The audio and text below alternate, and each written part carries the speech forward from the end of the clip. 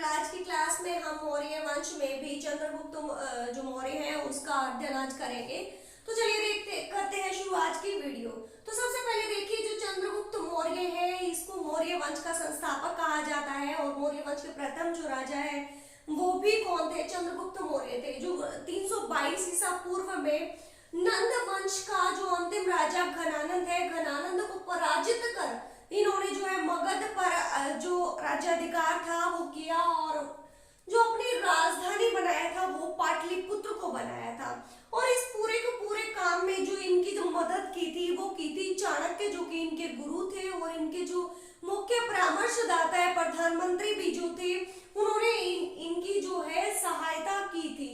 तो चंद्रगुप्त मौर्य है जो इनका कार्यकाल जो है वो माना जाता है 322 ईस्वी पूर्व से लेकर 298 ईस्वी पूर्व। तो इनका जो जन्म है वो 340 ईस्वी पूर्व में हुआ था और जो इनके गुरु थे वो थे चाणक्य। जब ये जो है बहुत छोटे थे तो ये वन में जो है राजकिलन खेल रहे थे, तो चाणक्य ने इन्होंने देखा और इनमें कुछ राजसिक गुणों को इन्होंने पहचाना और ये इनको जो है अपने साथ तक्षशिला ले आए और तक्षशिला में जो है इनको शिक्षित दीक्षित किया। तो जो चंद्रगुप्त मौर्य है, चंद्रगुप्त मौर्य का नाम जो है यूनानी साहित्य में सैंड्रोकोटस या एंड्रोकोटस भी मिलता है। तो यूनानी साहित्य में जो चंद्रगुप्त मौर्य है इनको सैंड्रोकोटस या एंड्रोकोटस कहा गया है।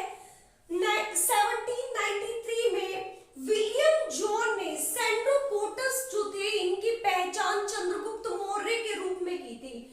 तो 1793 में सबसे पहले जो विलियम जोन्स थे इन्होंने सैंड्रोकोटस की पहचान जो है चंद्रगुप्त मौर्य के रूप में की थी।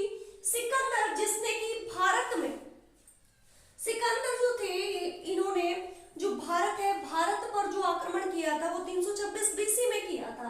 तो जो सिकंदर थे, सिकंदर और चंद्रगुप्त की जो मुलाकात हुई थी वो तक्षशिला में हुई थी।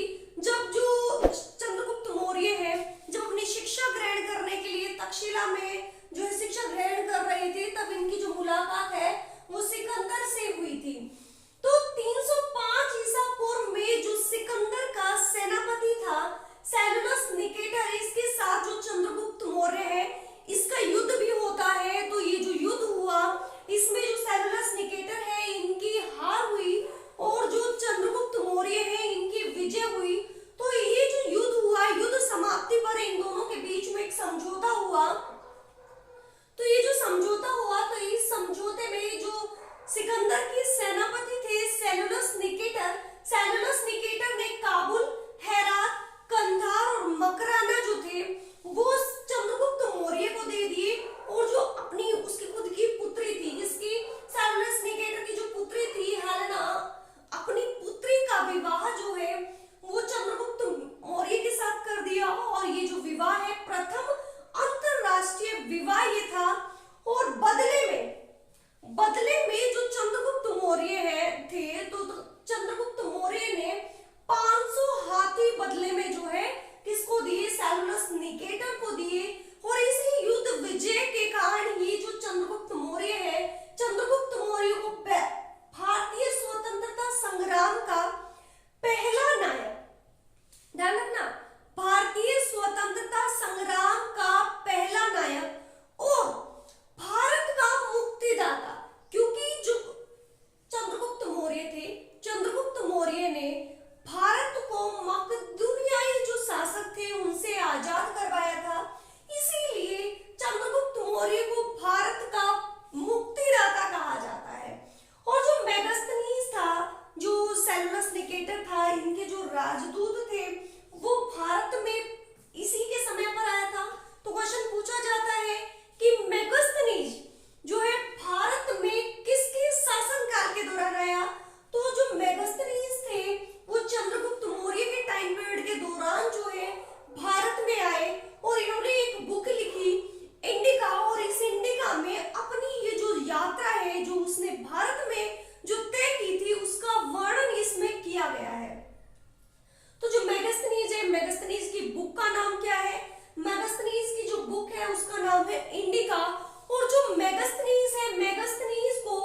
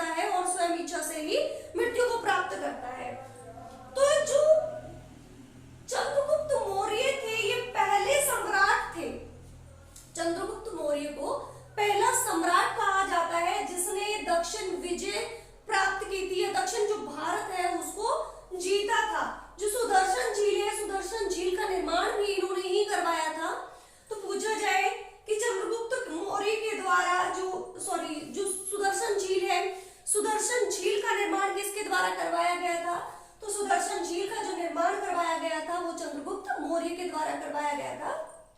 और इसका जो उल्लेख मिलता है वो कहाँ पे मिलता है? इसका जो उल्लेख मिलता है रुद्रदामन के जूनागढ़ अभिलेख में इसका जो जिक्र है वो मिलता है, इसका उल्लेख मिलता है।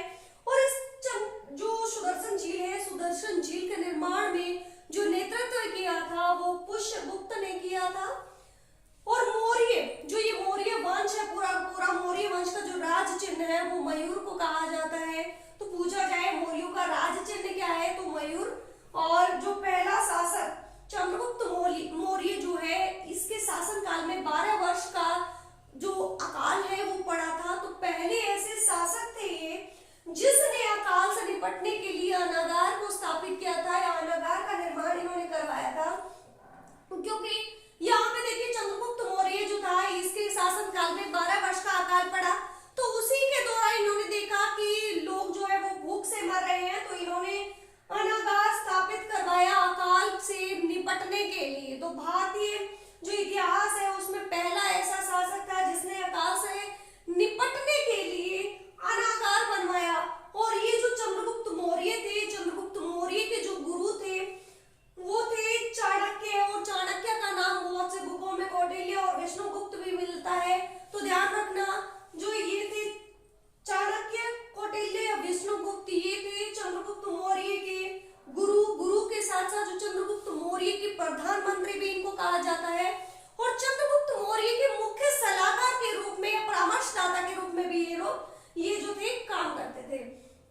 तो पूछा जाए कि जो कौटिल्य है, कौटिल्य का जो प्रमुख ग्रंथ था, जो कौटिल्य ने लिखा था वो कौन सा लिखा था? वो लिखा था अर्थशास्त्र। लेकिन यहाँ पे जो अर्थशास्त्र था इसमें अर्थशास्त्र से संबंधित तो कोई भी बात नहीं कही गई है। ये जो इनकी बुक है ये राजनीतिक शास्त्र से संबंधित है और जन कल्याण की भावना से ओतप्रोत है ये इनकी बुक।